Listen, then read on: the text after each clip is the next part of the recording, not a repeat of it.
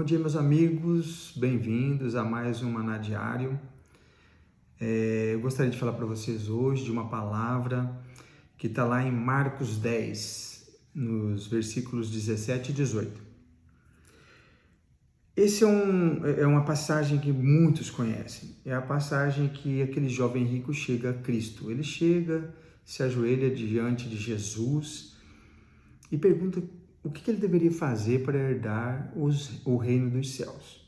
Todo mundo já sabe como que se passa essa passagem, né? Ele segue todos os mandamentos, mas ele realmente não consegue entregar tudo aos pobres e seguir a Deus, porque naquele momento, apesar de todo o esforço pessoal que ele fazia para se manter íntegro, ele tinha dentro dele um amor ao dinheiro, né, que era maior do que o amor a Deus. Ele seguia Deus pelos princípios, mas o amor ao dinheiro dele era maior. Por isso ele se entristece e não segue a Cristo.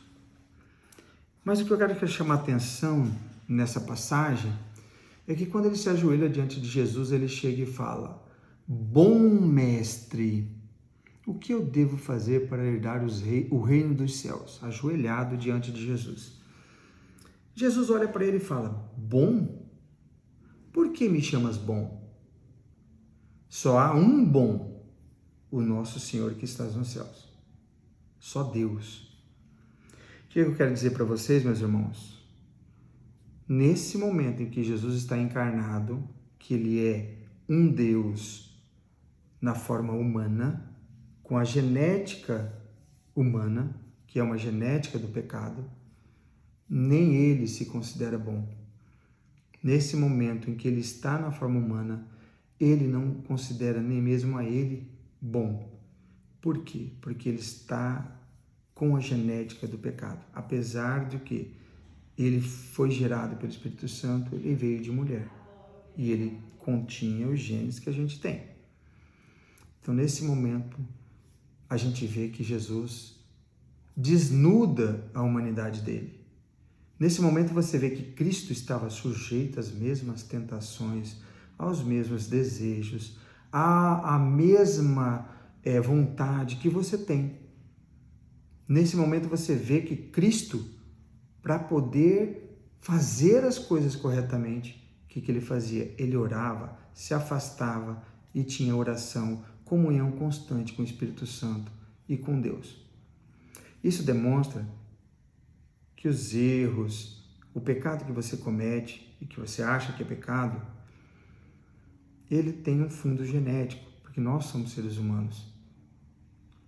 E que você, mesmo pecador, pode ter uma vida santa, separada com Deus, onde você vai errar menos, você vai pecar menos e você vai acabar entrando dentro do propósito de Cristo.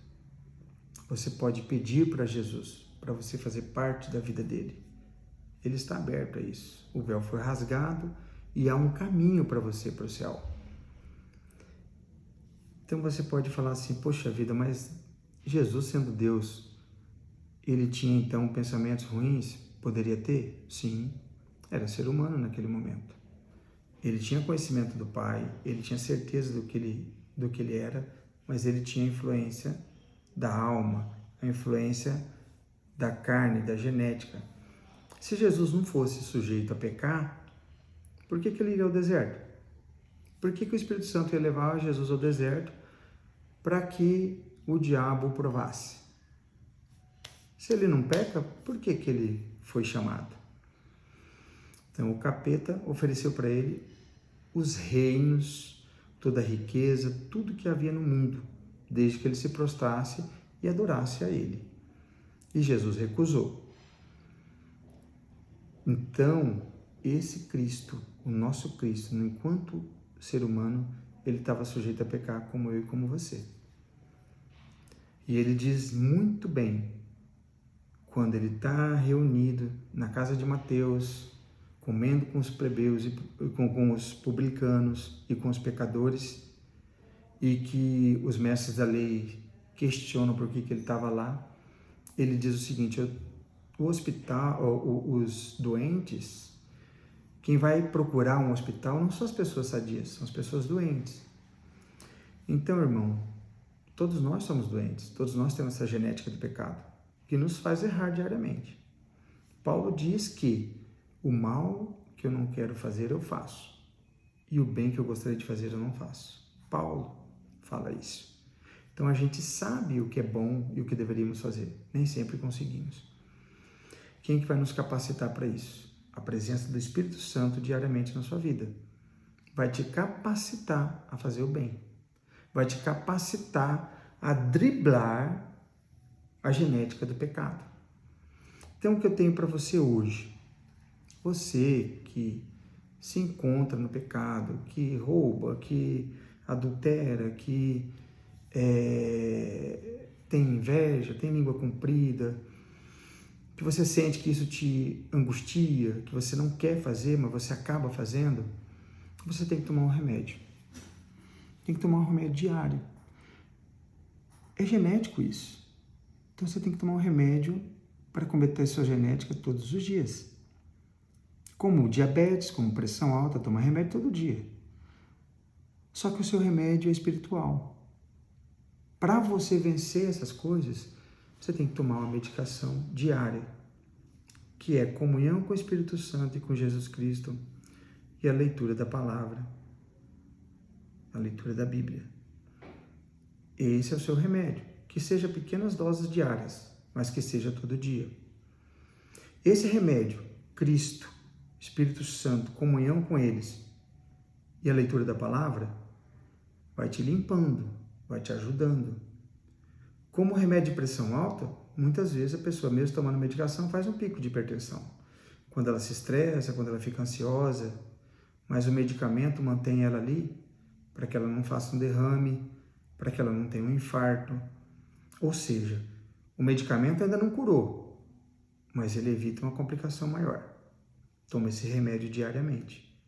Comunhão com Deus, comunhão com o Espírito Santo, com Cristo e a leitura da palavra. Eu tenho uma boa nova para você. Cristo, Espírito Santo e palavra, por um bom tempo, vai ser remédio. Mas vai chegar um dia que a sua comunhão é tão intensa com Ele que você vai ter fome da palavra. Você vai ter fome da oração, fome de estar com Cristo, de dividir com Ele tudo, o seu dia a dia, as coisas que acontecem, os momentos que você prega, os momentos que você divide com seus irmãos o que você tem, seja espiritual, seja material. Vai chegar um dia que ele vai deixar de ser remédio, vai ser apenas um alimento. Aquele alimento que você não consegue deixar de fazer, de comer, de se alimentar. Quando o Espírito Santo e a palavra forem remédios, alimentos para você, meu irmão, você vai estar no céu. Por quê? Você conseguiu atingir a sua plenitude, porque a comunhão e a palavra te limparam ao ponto de que você não toma mais um xarope amargo, você come um alimento maravilhoso. Gosta de lasanha? É uma lasanha maravilhosa, celestial. Churrasco? Vai ser uma picanha celestial. Então você vai sentir falta daquilo. Você vai querer todo dia. Para mim seria, por exemplo, um arroz, feijão e um bife. Aí quando isso acontecer, você vai estar igualzinho o Paulo falava lá, nas cartas dele. Eu não sei se eu estou no céu ou se eu estou na terra. Por quê? Ele estava tão bem, tão tranquilo, apesar das aflições, esgoto de Roma, apedrejado e tal. Ele estava de boa. Ele estava numa paz tão grande que às vezes ele se confundia. Já estou no céu ou estou na terra ainda? Esse é o nível de comunhão que Paulo chegou. E ele fala que ele orava mais que todos, né? Orava em línguas mais do que todos que ele conhecia. Esse era o segredo de Paulo, oração e comunhão com o Espírito Santo. Se a sua vida é uma vida angustiante, se você é incomodado pelo pecado, eu tenho uma boa nova para você. O Espírito Santo e Cristo são melhores do que tudo. Se você usa droga, você vai experimentar uma coisa muito melhor do que droga, quando chegar nesse nível de comunhão. Se você adultera, o adultério para você não vai significar mais nada. Se você mente, você vai pegar nojo da mentira. Você vai sentir náusea quando você chegar a ver alguém mentindo ou você pensar em mentir. Então, o recado para vocês, meus irmãos, não se acusem. Você tem a genética do pecado, mas se tratem. Busquem um remédio. A sua vida vai ser melhor. E ainda, você vai garantir a sua vida eterna. Então, você vai viver aqui como se estivesse no céu. E quando estiver no céu, você nem vai se surpreender, porque você experimentou um pedacinho do céu aqui na terra. Amém? Senhor Jesus, eu oro para que todos que ouviram essa palavra possam aproveitar, Pai, para que haja mudança de atitude, para que eles possam ter contigo a comunhão necessária para que você seja um remédio, um medicamento para eles se curarem, Pai.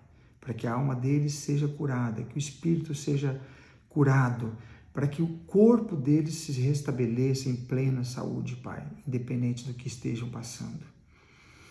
O Senhor diz para a gente nas suas escrituras que no mundo tereis aflições, mas tende bom ânimo, porque eu venci o mundo.